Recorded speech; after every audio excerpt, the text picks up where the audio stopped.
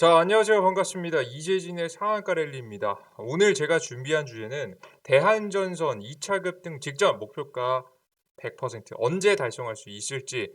도대체 이 대한전선 괜찮다 괜찮다 싶긴 한데 언제부터 이런 큰 급등세를 만들어 줄 수 있을지, 그에 따른 자세한 이야기를 여러분께 해드려 보도록 하겠습니다. 최근 대한전선 같은 경우에는 굉장히 아쉬운 모습들을 보여줬습니다. 왜? 다른 일진파워 제가 직접 8월 달에도 짚어드렸던 종목 중에 하나였죠. 일진파워라는 종목은 대장주격 종목은 90% 이상 오르고 있는 한편 대한전선은 다른 종목보다 굉장히 지지부진한 모습들을 보여주고 있기 때문입니다. 굉장히 아쉬운 흐름인데 왜 도대체 상승하지 않았을까? 굉장히 의문을 가지고 계신 분들 굉장히 있을 거라고 생각이 되고, 다른 종목들에 비해서 덜 올랐습니다. 최근에 그래도 두산중공업은 그나마 올랐습니다. 조금 떨어지고 있긴 하지만 반등이 강하게 나와주는 모습들을 보여줬는데 대한전선은 크게 나오지 못하는 모습이었죠. 그러면 우리가 대한전선이라는 이 주식이 올라가기 위해서 기다려야 될 만한 타이밍은 언제이며, 우리는 우리가 이 대한전선에 관련 주식들 상승할 수 있을 만한 이슈는 무엇인지 하나하나씩 뜯어보도록 할 테니까 여러분들 매주 올라오는 대한전선에 대한 영상 시청하시면서 여러분들의 투자 수익으로 이끌어 나갈 수 있도록 조금이라도 도움을 받으셨으면 좋겠습니다. 자, 그럼 소중한 여러분들의 자산과 자산을 불려나가고 지켜나가시는데 참고하셨으면 좋겠어요. 자, 그럼 본격적으로 시작해 보도록 하겠습니다. 최근 이 대한전선 원전 관련 종목들이 대장주격 종목들은 거의 이렇게 90% 이상 올랐다라는 설명을 여러분에게 드렸죠. 이유는 바로 무엇이었느냐? 전력난입니다. 지금 중국의 전력난이 일어나고 있었죠. 석탄 비축 불량이 바닥이다. 2주 버틸 정도다. 굉장히 최악의 상황이라고 하면서 9월 29일 날짜로 기사가 나옵니다. 이 이후에도 석탄에 대한 문제를 해결하지 못하고 최대한 전기 사용량을 줄이는 방법으로 중국은 버티기에 들어가고 있는 모습이죠. 그에 따른 영향을 받으면서 결국에는 전기 사용량이 줄다 보니까 공장도 제대로 못 돌아가게 되고, 그러다 보니까 자연스럽게 경제 성장률이 하락하는 모습들을 보여주게 돼요. 그러다 보니까 이 중국은 누구에게 손을 내미냐면 바로 이 미국에게 손을 내밀기 시작합니다. 이게 가장 중요한 포인트예요. 여러분들 최근에 이 전력난 누가 만든 거라고 했죠? 미국이 만든 거라고 했죠. 왜? 미국은 인플레이션을 막기 위 디플레이션을 막기 위해서 일부러 인플레이션 분위기를 낸다. 인플레이션이라는 것은 경제가 호황 쪽에서 물가가 상승하는 거예요. 더 정확하게 표현하면 이거 현재 나오고 있는 건 스태그플레이션입니다. 경제가 안 좋아지면서 물가가 상승하는 건데, 일단 물가가 상승하는 걸 원합니다. 스태그플레이션이든 인플레이션이든 계속해서 물가가 상승을 원합니다. 왜? 디플레이션은 뭐예요? 경제도 안 좋고 물가도 하락하는 가장 최악의 경우가 디플레이션이기 때문에 우리가 스태그플레이션이 올지언정 인플레이션이 올지언정 차라리 이 물건의 가격이 상승하는 물가 상승을 계속해서 유도하고 있다는 거죠. 최악의 상황을 면하기 위해서입니다. 자, 그런 현재 상황에서 이 인플레이션을 만들기 위해서 일부러 원유 가격을 상승시켰고, 따라서 석탄 가격이라든가 다양한 원재재 가격들 굉장히 많이 상승하고 있는 모습이죠. 특히나 유가라든가 석탄이라든가 천연가스 가격들이 굉장히 큰 폭으로 상승 중입니다. 자, 그러다 보니까 자연스럽게 자국이 스스로 원유라든가 생산량을 하지 못하는 국가들은 무너지게 되겠죠. 가장 대표적인 국가가 중국이었다라고 보시면 될 것 같아요. 아시겠죠? 게다가 중국의 공장들이 현재 무너지고 있습니다. 공장이 안 돌아가면서 경제 성장률이 떨어지고 있다라는 설명 여러분들 보이시죠? 근데 이게 중국 본토의 중국 기업들만의 공장이면 괜찮겠지만 중국에 투자되어 있는 글로벌 기업들의 공장들도 스탑되게 됩니다. 심지어 반도체 공장 같은 경우에는 정말 10분, 15분, 20분만 가동이 멈추게 되더라도 손실이 수백억에서 수천억까지 갈 수 있기 때문에 기업들에게는 굉장히 치명적인 거라는 거죠. 자, 그렇게 되면서 자연스럽게 이런 공장들의 전기를 공급할 수 없는 중국을 이 글로벌 기업들은 탈출하게 되고요. 오히려 최근에 똑같은 전 세계 모든 관세가 똑같게 적용되는 정책들이 진행되게 되면서 오히려 미국, 가장 많은 판매가 예상이 되는 미국 시장으로 전 세계 글로벌 공장들이 옮겨가고 있습니다. 자연스럽게 이런 현상들은 미국의 경제 회복을 돕게 되겠죠. 중국은 무너지고 미국은 성장하는 거예요. 그 유가 상승을 통해서 이런 현상들을 만들어내고 있는 겁니다. 그럼으로 인해서 결국에는 미국이 성장하기 위해서 일부러 유가를 상승시키고 있다라고 보시면 될 것 같고요. 이것에 대응하기 위해서 이 전력난에 대응하기 위해서 글로벌 국가들은 다 같이 노력을 합니다. 어떤 방법을 통해서 노력합니까? 바로 이 원자력 발전소에 대한 비중을 올리고 있는 건데요. 기사를 자세하게 볼게요. 미국, 중국 등 아홉 개국 지지 성명을 했다. 이달 31일 영국 글래스고에서 열리는 26차 유엔 기후 변화 당사 국회 총회를 앞두고 국제 원자력 기구가 원자력의 탄소 중립에 필수적인 역할을 한다는 보고서를 발표했다. 이것에 대해서 누가 지지했다? 미국과 중국, 프랑스 등 9개국이 지지에 서명했다라는 걸 여러분께 보실 수가 있습니다. 보고서에는 미국과 중국, 일본, 캐나다, 핀란드, 프랑스, 폴란드, 러시아 등 영국 등 9개국이 낸 지지 성명도 실렸다. 여기서 핵심을 보시면 최근에 원자력 발전에 대한 지지 비율을 줄이고 있다. 유일하게 전 세계적으로 원자력 발전을 줄이고 있는 일본 또한도 이 지지에 성명을 한 것을 여러분들께 보실 수 있습니다. 보통 이런 얘기를 하면 독일을 여러분께 드시는데요. 보통 독일 같은 경우에는 결국에는 전기의 거의 대부분을 프랑스에서 수입합니다. 근데 프랑스 같은 경우 전기 생산을 90%를 원자력 발전소에서 하죠. 대략적 80에서 90% 합니다. 때때에 따라 조금씩 바뀌니까요. 저희 바뀌는데 굉장히 과반수 이상을 50% 이상을 계속해서 원자력 발전을 통해서 생산하기 때문에 사실상 독일도 원자력 발전에서 벗어나지 못한 국가입니다. 그래서 이런 독일을 제외하고 유일하게 줄어들고 있었던 국가가 바로 일본이었는데 일본 같은 경우에도 지지 선언했다라는 부분은 전 세계 글로벌 변화가 일어나고 있다라는 것을 확인할 수 있으시죠. 지난 50년간 원자력은 누적 70기가톤의 이산화탄소 배출을 줄였고 매년 1기가톤 이상 이산화탄소 배출을 줄이고 있다고 소개했다. 이어서 지금 증거에 기반한 결정을 내리고 원자력에 대한 투지를 늘릴 때라면서 그렇게 하지 않는 대가는 너무 커 감당할 수 없다라고 밝혔다라는 이야기를 하고 있습니다. 그래서 세계 원자력 기구는 원자력 발전이 날씨와 환경에 영향을 크게 받아 발전량이 들쑥날쑥한 재생에너지, 뭐 태양열이라든가 풍력이겠죠. 안정성을 준다고 소개했다. 보고서에서는 원전은 이 전력망의 복원력을 주고 가변 재생에너지의 통합을 促진하는 연중무휴 에너지 공급을 보장함으로써 온실가스 배출 제로의 목표에 달성에 매우 중요하다며 청정에너지 전환과 저탄소 전력에 대한 확고한 전력 공급원이라고 설명했다. 라는 부분이겠죠. 그러니까 원자력 발전이 가장 굉장히 중요하다는 이야기를 하는 거예요. 최종적으로는 우리가 뭐 태양광이라든가 풍력 이쪽으로 가긴 해야겠지만 완벽한 재생에너지를 해야겠죠. 결국 원자력 발전소는 사실 이 방사능 유출에 대해서 자유로울 수 없기 때문에 이런 단점이 있어서 이 원자력 발전소만으로 모든 전기 생산을 하는 것은 문제가 있겠지만 앞서 보셨듯이 결국에는 신재생 에너지로 넘어가는 데 있어서 반드시 필요한 것이다라는 것이요. 여러분께서 이 부분을 확인할 수 있는 겁니다. 이해되셨죠? 날씨의 영향을 받아서 들쑥날쑥하기 때문에 이 재생에너지가 주력이 되고 그의 보조 역할을 바로 원자력 발전소가 해줘야 된다는 이야기를 하고 있는 거예요.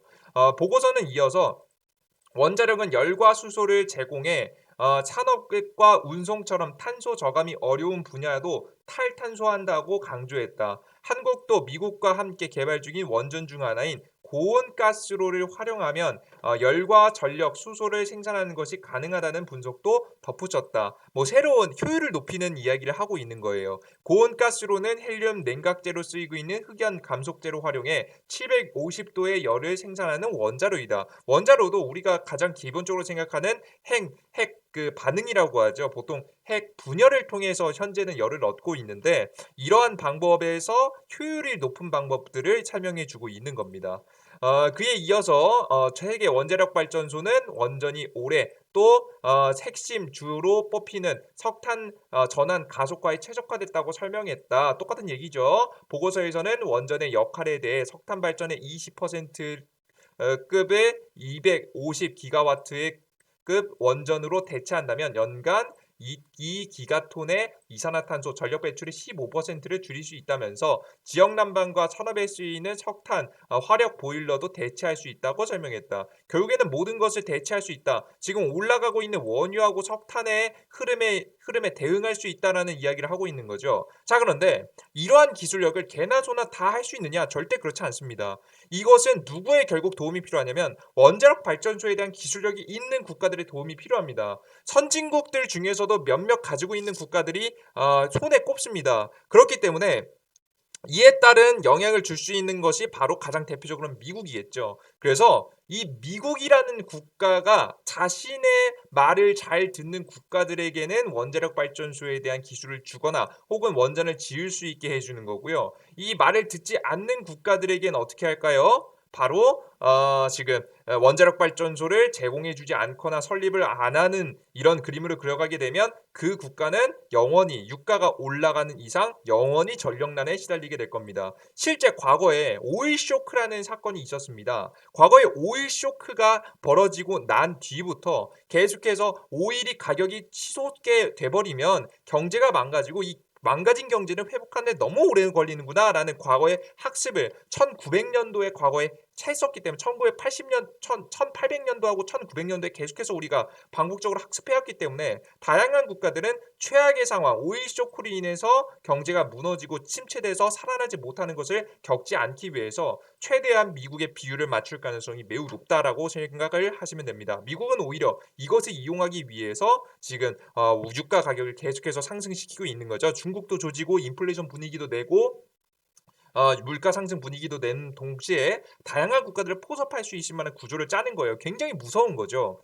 이러한 현재 상황에서 우리나라는 어떤 상황이냐? 원전 늘리라는데 한국은 2050년까지 6% 줄인다라는 이야기를 하고 있습니다. 전 세계가 원자력 발전에 계속해서 늘려가고 있는데 한국만 줄이고 있는 거죠. 이 논리를 간단하게 보시면 어떤 논리냐면 여러분들께서 이해를 하셔야지 되니까 그냥 마냥 이게 별로다. 뭐 전 세계 흐름을 역행하는 거다라고만 이해하시면 이해가 안 되니까 상황을 조금 더 상대적으로 좀 더 객관적으로 설명해 드려 보도록 하겠습니다. 지금 현재 한국 같은 경우는 이미 전기 생산의 30% 정도, 20%에서 30% 왔다 갔다 합니다. 20%에서 30%를 원래 지금 현재 전기 생산 자체를 원자력 발전소에서 얻고 있어요. 충분히 원자력 발전소가 지어졌다라는 생각을 하고 있는 거예요. 현재 정부는. 그래서 지금 우리는 원자력 발전 충분하다. 지금 이 전기 생산력으로 당장에 탄소 배출량을 완벽하게 줄일 수는 없지만 지금 신재생 에너지로 넘어가는 데 있어서 우리가 충분한 원자력 발전소를 들고 있기 때문에 늘리지 않고 유지하겠다라는 것이 현재 정부의 현재 입장입니다.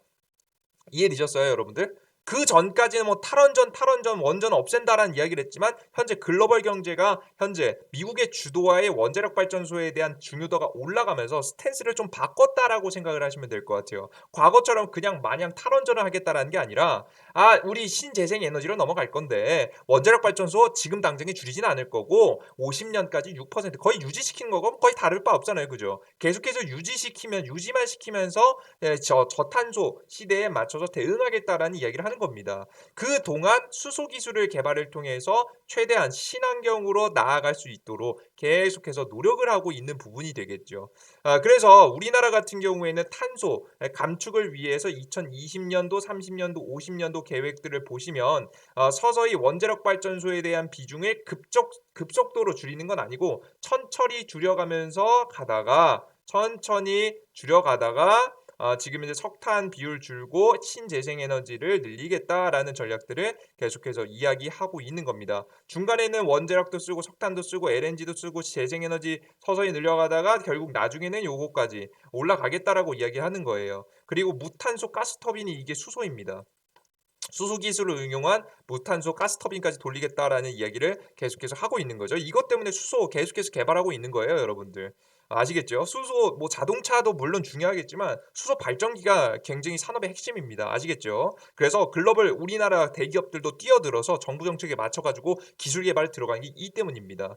그래서 여러분들께서 그림을 보시면 아시겠지만 더 크게 급등해야 할 원전 관련 종목들이 가지 못하는 이유는 앞서 보셨듯이 문재인 정권의 보수적인 현재 정책 때문입니다. 사실 문재인 정권은 북한과의 통일을 이야기하기 위해서 탈원전이라는 걸 이야기합니다. 북한이 원자력 이런 핵을 없애는 대신에 우리나라 한국도 그 한반도도 똑같이 핵으로부터 벗어나야 된다라는 이야기를 하면서 원자력 발전소를 줄이는 거죠. 이 논리는 어디서부터 온 논리인지 우리가 이해를 할 수 없지만 그래도 이런 논리로서 정책을 진행하고 있었기 때문에 있었기 때문에 이런 현상들이 나와주게 된 거죠. 그래서 다른 국가들이 계속 원전 추가 설립하고 추가 설립하고 추가 설립해가지고 전기의 안정적인 공급을 이야기하고 있을 때 우리나라 국내에는 새로운 원전 기술 SMR 기술이라고 하는 이 위험도도 줄어들고 원전 효율도 증가하는 기술이 있음에도 불구하고 원자력 발전소를 짓지 않는 겁니다. 이해되셨어요, 여러분들? 아시겠어요? SMR 기술이 굉장히 좋습니다, 여러분들. 아시겠죠? 똑같은 원전이 있을 거면 그 전에 지었던 노후화된 원전 없애버리고 사실 SMR 그 원전을 짓는 게 더 나아요. 물론 뭐 현실적으로 그러진 못하겠지만 어, 그 감가상각 이런 거 부분 때문에 효율 때문에 당장에 지어놓은 거 다 없애버릴 수는 없으니까 그럴 수는 없겠지만 아무튼 이런 현상들이 벌어지고 있는 겁니다. 그래서 지금 현재 가장 원전 관련 종목들에게 중요한 건 뭐냐면 정권 교체가 된다, 맞다라는 표현을 말씀드린 게 아니고요. 이에 따른 기대감이 있는 시기인 바로 내년 3월 대선이 중요하다. 그들 중에서도 대선 후보가 정해지는 11월 이후가 중요하다 설명드려요. 지금 아직까지 국민의힘에서도요.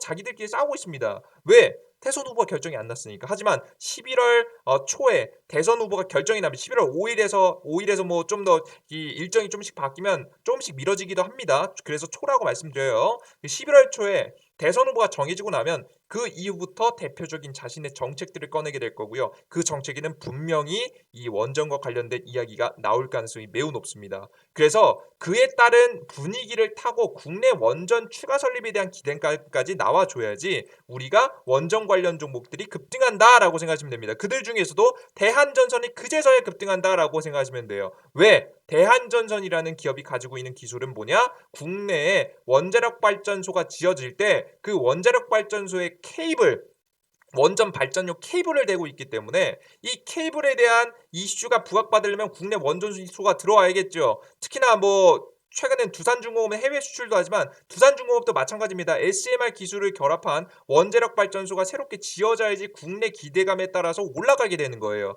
그래서 두산중공업, 대한전선 같은 경우에는 그래야지 주가가 상승하기 때문에 우리는 언제를 주목해라? 앞서 말씀해드렸듯이 11월이 중요하다라는 설명을 계속해서 드리는 겁니다. 그래서 여러분들은 2022년 3월 내년이죠. 내년 3월 대선까지 이슈는 살아있기 때문에 11월 이후부터 3월 중간에 분명히 큰 파동이 있을 거라고 생각이 돼요. 그래서 등락폭은 있지만 결국엔 상승을 통해서 수익이 날 수 있는 시장이다라고 생각을 하시면 되겠습니다. 그래서 희망 잃지 마시고 계속해서 홀딩 유지하시면 돼요. 근데 그럼 어떤 얘기냐면 10월 달은 그냥 손가락 빨란 얘기예요. 아직 10일 정도 다음 주까지 남았는데도 불구하고 손가락 빨 수밖에 없는 그림인 거죠. 굉장히 안타까운 현재 상황입니다. 그런데 저는 이렇게 말씀드렸어요. 10월 달 손가락 빨고 그냥 가만히 있겠다. 그렇게 하셔도 됩니다. 하지만 우리가 이렇게 11월 달까지 기다리는 동안 우리가 대선 이슈를 타고 급등할 때 기다리는 동안 우리가 조금의 수익을 더 낼 수 있다면 한번 투자해보는 것도 나쁘지 않겠죠. 그래서 저는 손가락만 빨고 있는 걸 싫어하시는 분들을 위해서 바로 최근에 추천 종목들을 제시해드렸습니다. 제가 저번 영상에서 그렇고 최근에 강조해드리고 있는 건 뭐죠? 바로 이겁니다. 전력난에 의해서 인플레이션이 오고 있다라는 부분을 여러분들께서 꼭 머릿속에 넣어 두실 필요가 있어요. 전력난이 일게 되면서 전기값이 상승하고 그로 인해서 유통체계가 전부 다 박살나고 그로 인해서 계속해서 이 인플레이션 분위기가 오고 있다. 그렇다라고 한다면 현재 인플레이션 분위기가 왔을 때 가장 대표적으로 상승할 수밖에 없는 몇몇 가지가 있습니다. 가장 대표적으로는 철강이 되겠죠. 왜 철강이 올라가느냐? 심플합니다. 중국에서 많은 양이 생산되기 때문입니다. 그리고 하나 더. 지금 가장 핵심적으로 중국의 문제가 될 만한 게 뭐라고 했어요? 바로 비료라고 설명드렸죠.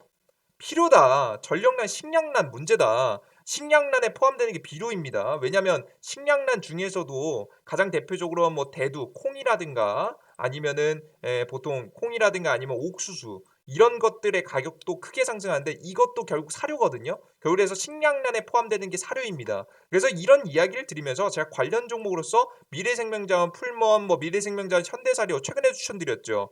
직전에 영상에서도 설명해 드렸지만 제가 여러분들께 10월 15일 그리고 10월 20일 날 추천해 드렸고 지금 10월 20일 추천 오늘 당일 날 몇 퍼센트 급등? 9% 급등. 그리고 미래생명자원 같은 경우는 몇 퍼센트 급등?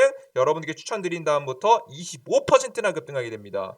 우리가 100%이 수익을 다 먹을 수는 없겠지만 우리가 충분히 원전 관련 종목들에 대한 급등을 기다리면서도 뭘 할 수 있겠다. 충분히 나쁘지 않은 단기 수익을 낼 수 있겠다는 설명 드려요. 그러면 너 올라가는 것만 얘기하는 거 아니냐라는 이야기를 하실 수가 있어요. 너 이거 추천 종목 그냥 다 여러 개 뿌려놓고 올라가는 종목만 하는 거 아니야? 라는 의견이 있으신데요. 실제 제가 단기 수익을 볼 수 있을 만한 종목을 직접 여러분에게 추천해 드렸고 실제 시장이 안 좋을 때도 계속해서 높은 승률을 내었다는 것은 어플리케이션 보고 계신 분들 아실 겁니다. 제가 이 어플리케이션에서 종목 추천을 언제부터 시작했냐면 7월 달부터 시작했습니다. 심지어 근데 7월 달부터 지금 현재 10월 달까지 시장이 좋나요? 전혀 안 좋아요.